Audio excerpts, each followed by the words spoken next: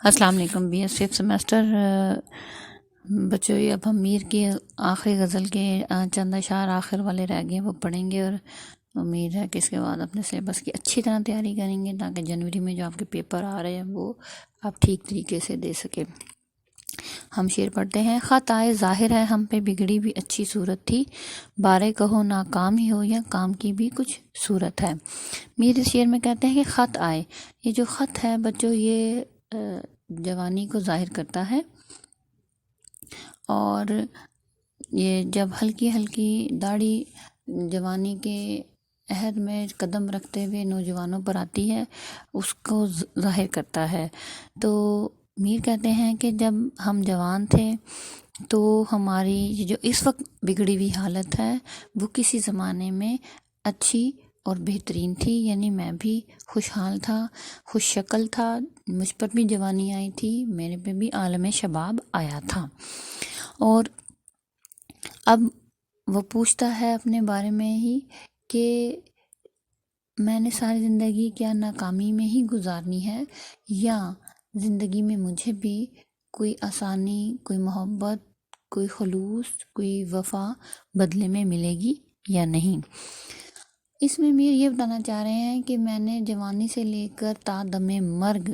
محبت کے لیے وقف کر دی، اور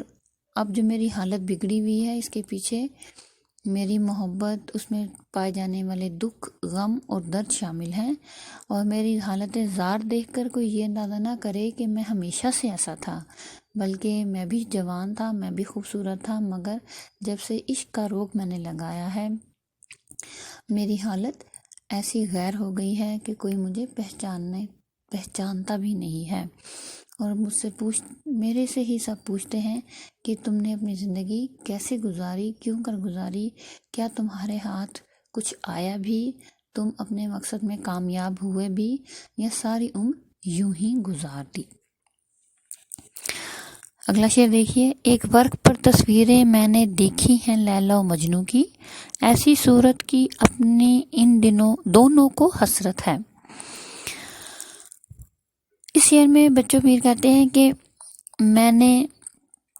لیلا و مجنوں کی تصویریں ایک کاغذ پہ بنی ہوئی دیکھی، اور لوگوں کے سے یہی سنا تھا کہ ان دونوں نے محبت کی خاطر اپنی زندگی تباہ و برباد کر دی، لیکن ان کی جیسی بھی حالت تھی وہ میری حالت دیکھ کر دونوں ہی مایوس ہو گئے۔ یعنی میر کہتے ہیں کہ میری حالت ان دونوں سے ابتر ہے، اور وہ دونوں میری اس حالت کو دیکھ کر مایوسی، حسرت اور ناامیدی میں چلے گئے۔ اس میں وہ یہ بتانا چاہ رہا ہے کہ اپنی محبت کا مقابلہ وہ لیلا اور مجنوں کی محبت سے کر رہے ہیں، کہ بے شک لیلا اور مجنوں کی محبت کے قصے بڑے مشہور ہیں۔ مجنوں نے لیلا کے لیے در در کی خاک چھانی، دشت و صحرا میں مارا پھرا، گریبان چاک کیے، دامن چاک کیے، اس کی اونٹنی کا پیچھے پھرتا رہا، اس کے محمل تک پہنچنے کی کوشش کی، مگر وہ محبت میں ناکام رہا۔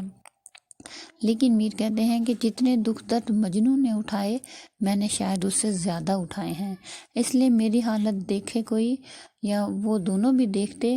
تو انہیں میری حالت زار پر افسوس ہی ہوتا، کیونکہ میں نے غم جانا اور غم دورہ جو کچھ اٹھایا ہے وہ ان کے دکھوں سے کہیں بڑھ کر ہے۔ اگلا شعر دیکھیے۔ خاک سے آدم کر کے اٹھایا جس کو دست قدرت نے، قدر نہیں کچھ اس بندے کی یہ بھی خدا کی قدرت ہے۔ اللہ تعالیٰ اس کے بارے میں میر کہتے ہیں کہ اللہ تعالیٰ نے خاک سے، مٹی سے آدم کو بنایا، اور اس سے اپنی قدرت کا اظہار کیا کہ اللہ تعالیٰ ہر چیز پر قادر ہے، کہ وہ مٹی سے بھی انسان بنا سکتا ہے اور اس میں روح پھونک سکتا ہے، مگر قدر نہیں اس کچھ اس بندے کی،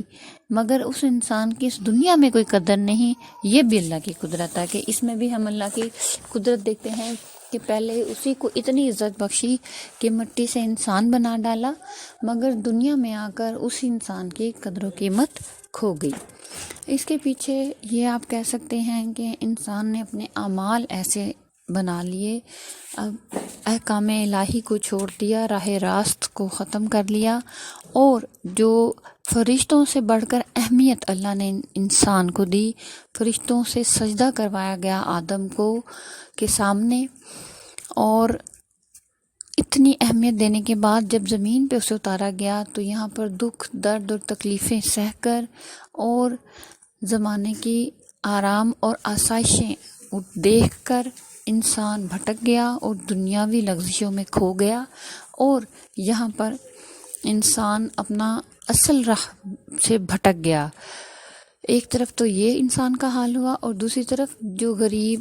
بیچارے، مزدور، مفلس، فاقہ کش لوگ تھے، ان پر عمرا نے رحم نہیں کیا، ان پر ترس نہیں کھایا، ان کے ساتھ ہمدردی نہیں کی، تو اسی طرح انسان کی قدر و قیمت ختم ہو گئی۔ تو اللہ ہی ہے جو انسان کو اعلیٰ مرتبہ عطا کرتا ہے، اور اللہ ہی ہے جو اس کو زوال کا شکار کرتا ہے۔ تو وہ کہتے ہیں وَتَعِزُّ مَن تَشَاءُ وَتُذِلُّ مَن تَشَاءُ، کہ جس کو اللہ چاہے عزت دیتا ہے، جس کو اللہ چاہے ذلت دے۔ تو وہ انسان کی حالت زار پر افسوس کر رہے ہیں میر اس شعر میں۔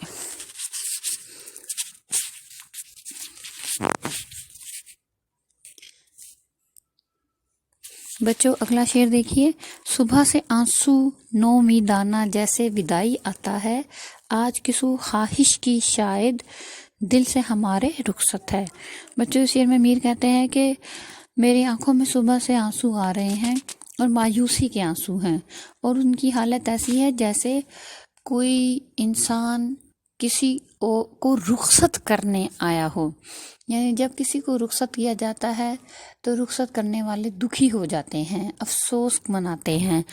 اور میرے آنسو جو ہیں وہ اس چیز کا دکھ منا رہے ہیں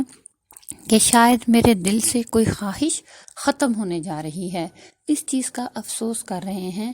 میرے آنسو۔ بچوں اس کو تھوڑا سمجھنے کی کوشش کریں کہ ہر خواہش، ہر آرزو دل میں پیدا ہوتی ہے، اور خواہشات کا گھر دل ہوتا ہے، اور جب دل سے کوئی خواہش ختم ہو جائے تو ہم کہتے ہیں کہ خواہش رخصت ہو گئی۔ تو جب دل میں خواہش، آرزو اور تمنائیں موجود ہی نہ ہوں تو وہ گھر خالی ہو جاتا ہے،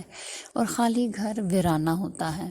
اسی ویرانے پر میر کی آنکھیں آنسو بہا رہی ہیں، اور وہ اس آرزوؤں کو رخصت کرتے ہوئے افسوس کا اور دکھ کا اظہار کر رہے ہیں۔ میر نے کہا ہاں خواہش کا ختم ہونا یہی ہے کہ جب یہ شاعر یہ کہتا ہے کہ محبت کے بدلے محبت نہیں ملتی، وفا کے بدلے جفا ملتی ہے،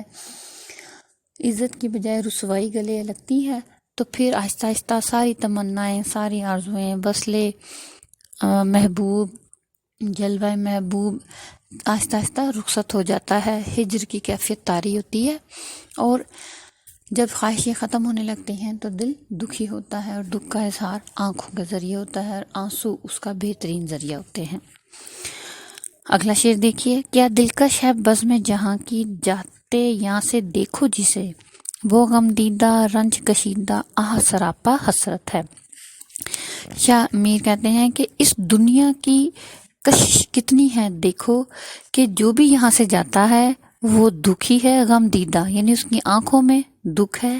رنج کشیدہ وہ بہت پریشان، غمزدہ،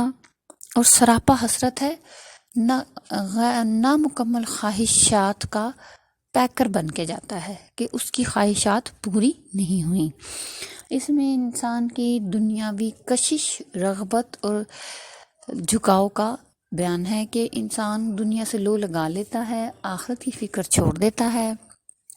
اور اللہ نے اتنی کشش اس دنیا میں رکھی ہے کہ جو بھی اس دنیا سے جاتا ہے وہ اس دنیا کو چھوڑنا نہیں چاہتا، وہ چاہتا ہے کہ شاید ہمیشہ یہیں رہے، اپنوں کے پاس رہے، جو آسانیاں، آرام، سکون، آسائشیں اسے دنیا میں حاصل ہوئی ہیں